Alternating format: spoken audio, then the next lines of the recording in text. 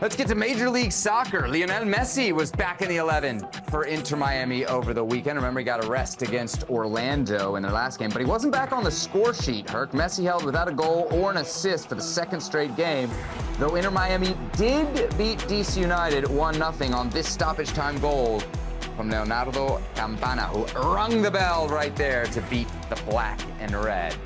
Messi was shut out there in back-to-back games. No goals and no assists for Inter Miami. Is it something, nothing, or everything for the Argentine superstar?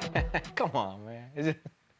This is nothing. Is this where we're at today? That's how dominant Messi has been, that when he doesn't do something, it is news. He had 5 assists and a half. Is that where we're going with this? And by the way, golazo de Leo Campana. Golazo. How about that ball in behind? Was it Busquets that put that ball in? Ridiculous. So Messi doesn't get a goal, doesn't get an assist for what? The second straight game?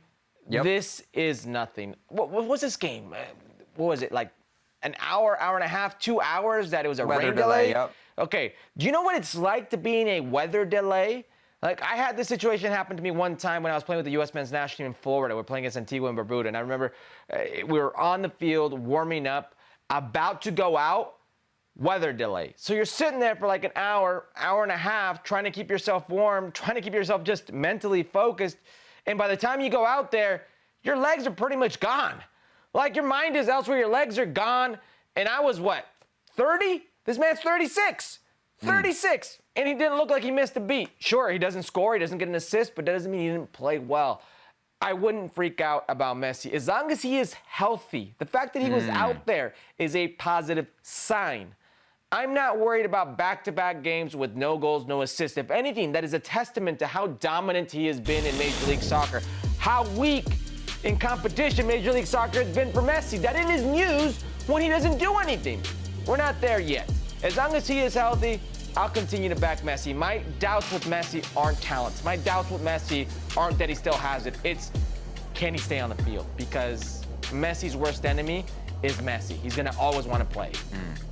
So I think these two games actually played out quite differently, despite the fact that he had the same stat line in both. I think Montreal actually did a pretty good job in terms of keeping him out of those danger spots.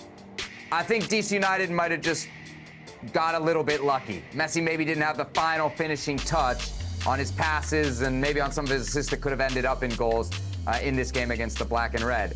What's interesting here is, Herc, despite the fact that he's getting shut out, they're still winning. They beat Montreal 3-2. They beat DC United. And so if you're a team around MLS, you would take your chances against Inter Miami with Messi not scoring or not getting an assist. And yet, these guys are still pulling out 3 points. So I don't think it bodes well for the rest of the league. What might not bode well for Messi, if I'm thinking, is what it has to do with his international form. Right? When we think about Copa America and we think about a guy who needs to be at full tilt for his national team, if you think about Copa America and you really truly think about the favorites, the contenders, it's Argentina and everybody else, right? But it's Argentina and everybody else because we think of Messi as this dominant force. If he's not there, then I think it changes. Then it's a real even tournament. Then I think you don't know who's going to win.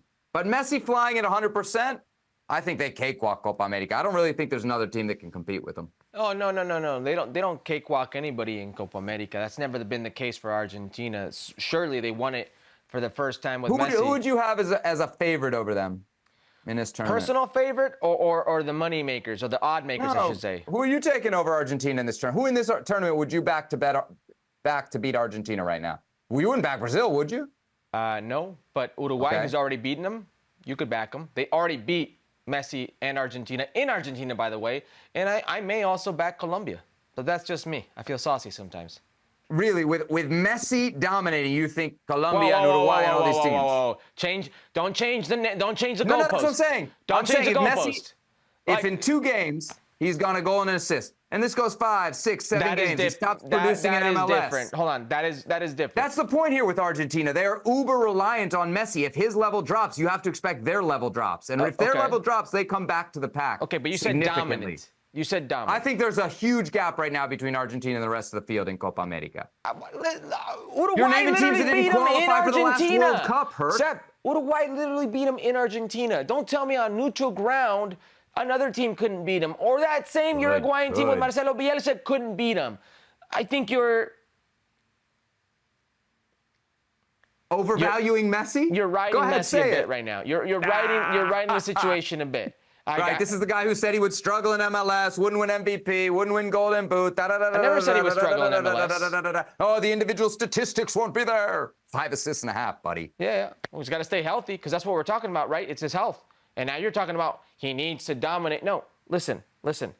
11v11, there's never one player to win a game by himself. Even at the World Cup when he was dominant, even then, in that final, we were talking more about Kylian Mbappe and what he did. There's always going to be somebody there to rival you. That's going to be the case with Messi in this tournament. He's not a young guy anymore. He's not that spring chicken. He's still one of the most dominant things I've ever seen on a soccer field. And for my money, the greatest player that's ever lived. But he's 36, a congested schedule, and I think the competition at Copa America isn't just Argentina. That's what I'm saying is I think you are evaluating, or not giving enough credit to some of the teams out there, like Uruguay, like Colombia, who, by the way, is on a 22-game winning streak, or unbeaten streak. Yes. Inter Miami, by the way, first in the Eastern Conference, first in MLS on points right now. They've played more games than pretty much everybody else. Well, let's see if them to stay there. You see the Nicolas Freire, he just did his ACL, the center back, the Argentine center back. And that's been the issue with Inter Miami. And that's the issue when you're in a salary cap league, is that every piece is an important piece. When you invest in these players, these big players, they need to be on the field for you to do well. That's another piece they're going to have missing. And in this summer, when you're not going to have Messi, because you just mentioned it, he'll be at Copa America, and who knows who else you may not have. Maybe the way he's playing, Luis Suarez, maybe he gets called up to the Uruguay national team. Who knows? But no Messi for Inter Miami is a big piece. Now you're missing a center back. It could not bode well for Inter Miami without Messi and some other pieces. Looks pretty good right now. First place in the Eastern Conference through a little bit more than 1/3 of the MLS campaign.